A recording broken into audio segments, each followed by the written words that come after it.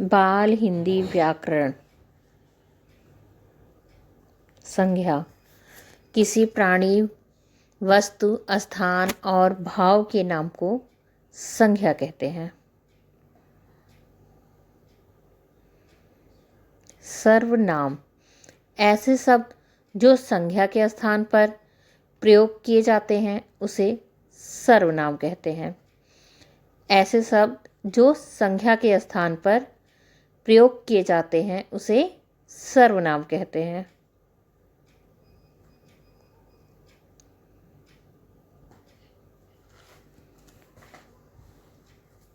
वचन जिन शब्दों से संज्ञा या सर्वनाम दोनों की एक या एक से अधिक संख्याओं का ज्ञान होता है उसे वचन कहते हैं। वचन के दो भेद हैं, एक वचन, बहुवचन। जिन शब्दों से संज्ञा या सर्वनाम दोनों की एक एक या एक से अधिक संख्याओं का ज्ञान होता है उसे वचन कहते हैं। लिंग शब्द के जिस रूप से पुरुष या स्त्री जाति की पहचान होती है उसे लिंग कहते हैं। लिंग शब्द के जिस रूप से पुरुष या स्त्री जाति की पहचान होती है उसे लिंग कहते हैं। लिंग के दो भेद, पुल्लिंग, स्त्रीलिंग। पुल्लिंग, स्त्रीलिंग।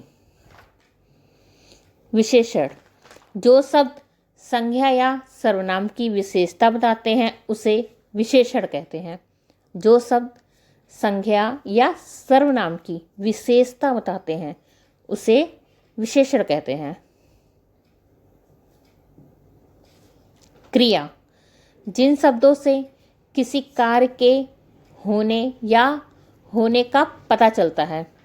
जिन शब्दों से किसी कार्य के करने या होने का पता चलता है उसे क्रिया कहते हैं।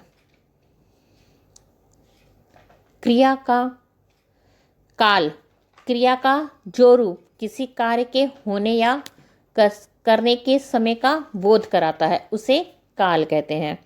काल क्रिया का जो रूप किसी कार्य के होने या करने का समय बताता है उसे काल कहते हैं।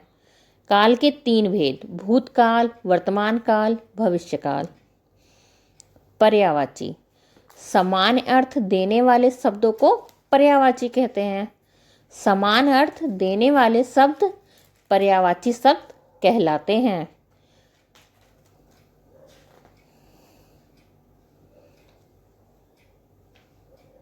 मुहावरा ऐसा वाक्यांश जो अपने शाब्दिक अर्थ के लिए नहीं बल्कि विशेष अर्थ के लिए प्रयोग किया जाता है। ऐसा वाक्यांश जो अपने शाब्दिक अर्थ के लिए नहीं बल्कि विशेष अर्थ के लिए प्रयोग किया जाता है उसे मुहावरा कहते हैं। उसे मुहावरा कहते हैं या मुहावरा कहलाता है।